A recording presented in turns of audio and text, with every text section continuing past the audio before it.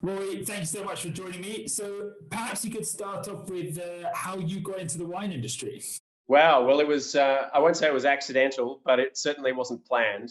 Uh, I, uh, Once I finished a very non-vocational undergraduate degree in comparative literature and ancient Greek, I decided that I'd better try and do something that might actually get me a job. And my university luckily had a winemaking course that had just started. So I thought, I'll give it a go. I like wine. I had nothing else to do at the time. And pretty soon into the course, I completely fell in love with it. Nice. It's I guess going from distinctly non-vocational being ancient Greek to a very very vocational degree and hands-on. That must be quite a big change.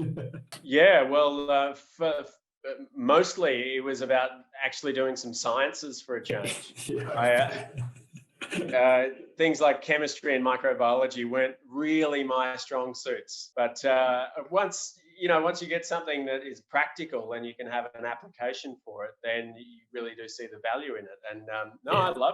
love science now. But It we have enables to, me to do what I do. yeah, but I mean, winemakers are just mad scientists at the end of the day, aren't they? Bucket chemistry, I think, is what we call it. Bucket chemistry, brilliant. So tell us a little bit about where your winery is now and how you ended up there. Well, so when I started back in 2004, that was when we made our first wines for the story. I really just wanted to explore the Grampians region in Western Victoria because I just loved the wines that were coming out of there at the time. They seemed so different to a lot of what was happening in South Australia, in particular. I mean, back in the early 2000s was kind of the parkerization of Australian wine to an extent, and a lot of those wines weren't really my cup of tea. But there was some great stuff coming out of Western Victoria that was different by pure necessity of climate and terroir. So I liked some of the wines that were coming from people like Mount Langy-Giran, Seppelt, Bests, and they were sort of my inspiration. But I didn't have a family background in winemaking, so I just rented a tiny little factory in the suburbs in Melbourne and just started making wine. But now, it's slightly bigger factory in the suburbs of Melbourne where I'm making wine. I think factory is a bit of a commercial term. It's a loving winemaking shed, perhaps. The factory just makes everything sound. I wouldn't say any of your wines are factory made. Let's put it that way. No, no, no. It's more backyard shed than it is factory. Yeah, fair enough. And then, so how obviously not having a winemaking family background and being in a region that actually you've got quite a few different grape varieties at your fingertips, different terroirs at your fingertips, different climates at your fingertips, all within the space of 3 or 4 hours, which is next door for Australia. How did you go about picking which terroir, which vineyards, which grape varieties you wanted to work with? Some of that is luck. Some of it is research. Sure. And I guess you try and find when you don't have the family connections or really Sure. any industry connections, you just got to start making phone calls and leveraging whatever relationships you do have. And I think I was lucky at the time that one of the biggest producers in the region had just downsized quite significantly and had let a couple of their really good contract growers go, which was their loss and thankfully my gain. So I Yeah. kind of picked up a couple of those and some really nice old vineyards too. So I was able to get a couple of really, really good blocks with some nice older vine Syrah, stuff that was planted in the 1960s. In one case, there's a really old 100-year-old vineyard that I was able to get some grapes from. It was just good luck. And then it's a small region, so you've got a reasonable idea of where those grapes went previously, what kind of wines they made, and you just kind of trace back the lineage of those vineyards. And hopefully you pick a good one. Perfect. And so let's sort of expand on which grape varieties now you're working with, which ones you're majoring in, which ones, and the styles of wines that you love to make. Well, yeah, the Grampians is about 80% planted to Shiraz, or Shiraz. And so that was sort of the walk-up start. We were always going to make Grampians Shiraz, Grampians Syrah, and that's the one I love. So that's what we did, and then we kind of tacked on a few other things as we went along. So there was some nice Pinot Noir further south in the Henty region that we were able to get access to. It's the coldest region on mainland Australia, and great for Pinot. But in more recent years, we've actually tried to develop other varieties in the Grampians region that weren't planted at all. So back in 2007, we planted Marsanne, Roussanne, and Viognier, and it seemed crazy to me that nobody had planted Marsanne and Roussanne in the Grampians when it's so good for Syrah. So we did that, and then in 2014, I had one of my contract growers plant Grenache, which there was none of in the region, which again seemed crazy. Yeah. I know. So I suppose if you look at those additions, what we're trying to do is it's part exploration based on old world history, but it's also a climate hedge. So we're going with varieties that take a little longer to ripen than Syrah. So Marsanne and Roussanne and Grenache, later ripening varieties, and they're sort of 2-3 weeks later than Syrah. And with harvests getting earlier and earlier, we can now get those varieties ripe quite comfortably. That's excellent. And so I guess,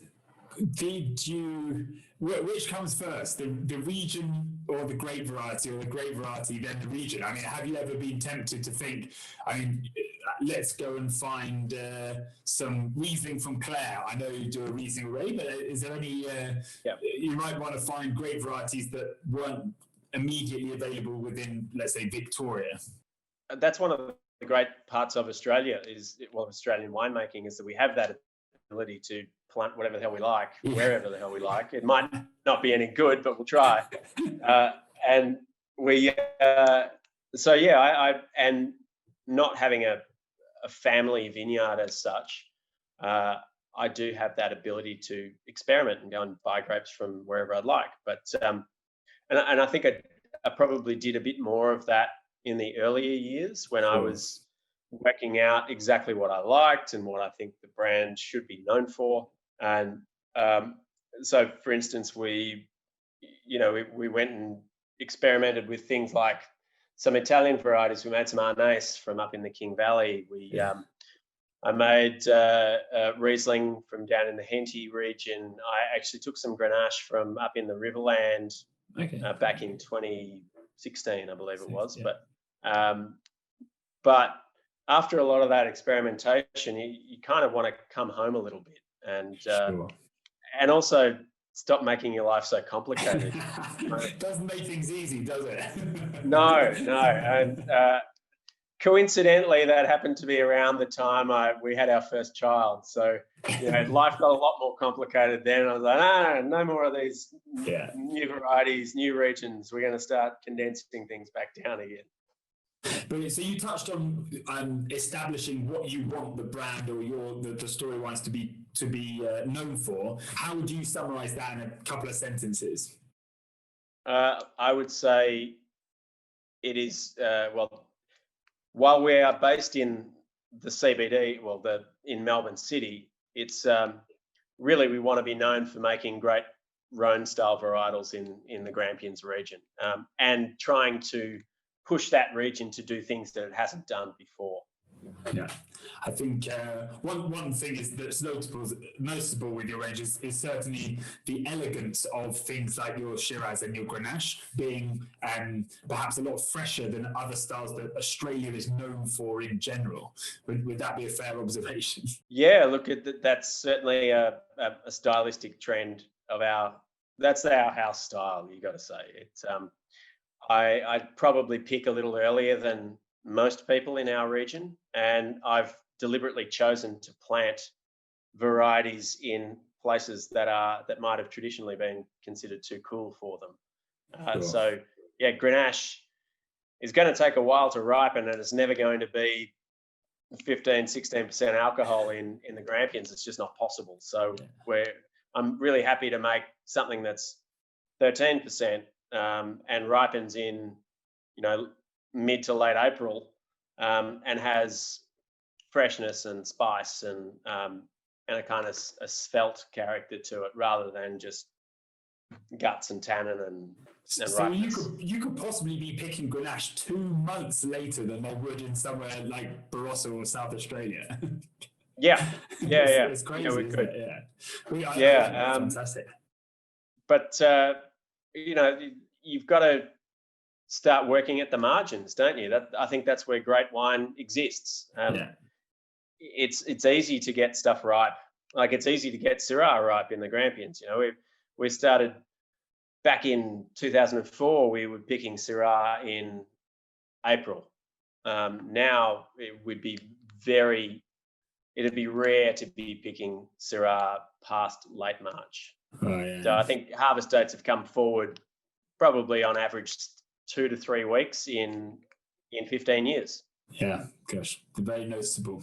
And so, if you were making wine in Victoria, is there anywhere else in the world that you think, and be it Rhone varieties or otherwise, do you think, would like to give it a shot, whether it's for a lifestyle choice or a wine style choice, anywhere in the world that you'd like to relocate and set up an either urban winery or rural winery, perhaps? Look, when I was first starting out, I did a couple of vintages in Oregon in the States, and it's a stunning place, and I have friends there, and I would go back there in a heartbeat and make Pinot Noir.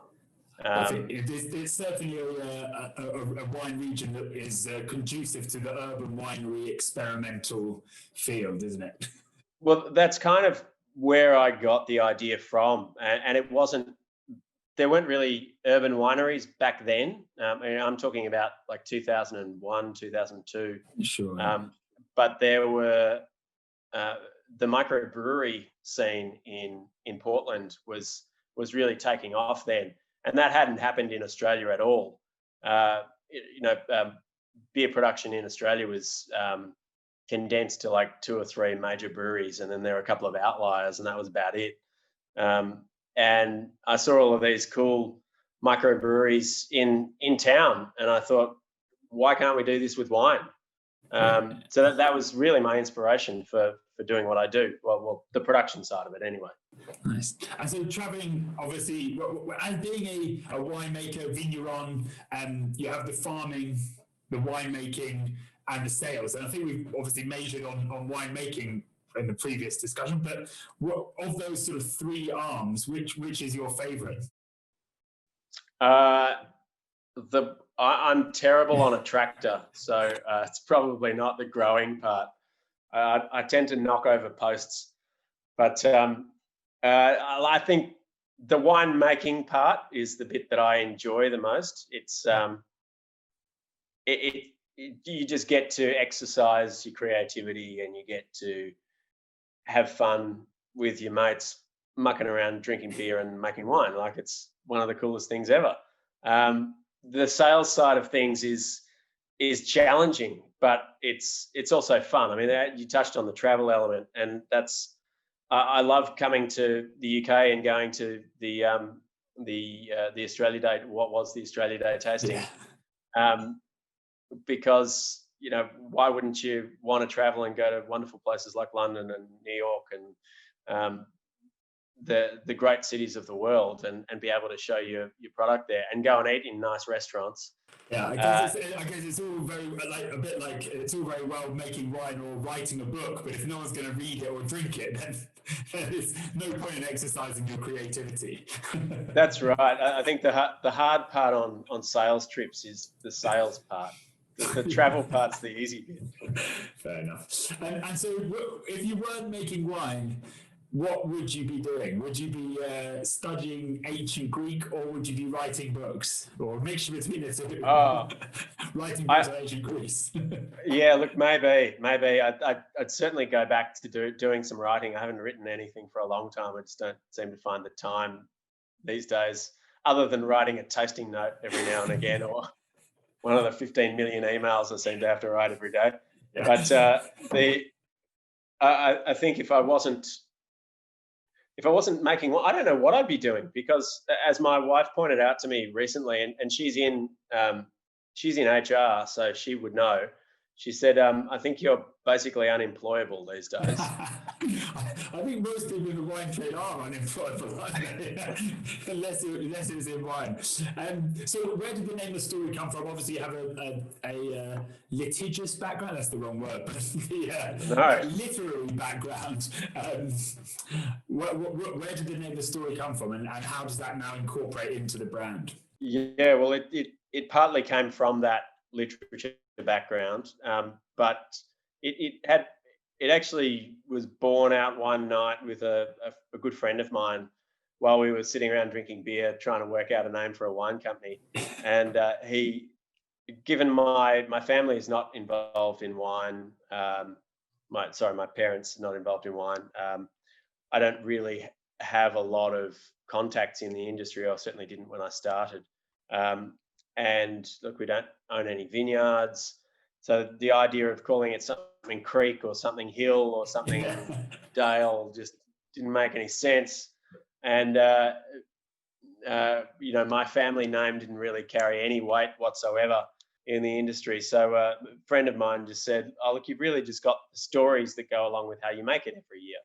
And that idea of trying to convey a sense of the story of the wine that you have made and communicate that to the consumer, that idea really resonated for me. And so we change our labels pretty much every year, particularly on our Syrah. We haven't had the same label on our Syrah 2 years running for 15 years, which is nice. It's fun. It's good to get involved in that design process. I think it drives retailers a bit bonkers, but because they never know what it's going to look like. So it was really just this idea of wanting to communicate something more than just brand, varietal, vintage on a label. And you get this precious amount of time with a consumer, and I think you may as well try and give them something more than just that. Yeah. Yeah, there's so many wines in the world that it's at the end of the day you need to add more to create value, I think. So the story so important. Yeah. Plus it rhymes with Rory. Rory from the story. Well, Rory from the story, thank you so much for chatting. It's been an absolute pleasure as always. Thank you, Elliot. It's been a great chat, and hopefully things are not too cold over there, and hopefully there is still some warmth and enthusiasm for Australian wines over in the UK. Yeah, that is just miserable today, to be honest. Don't mind. Thanks so much. Thanks, mate. Cheers. See you soon. Cheers.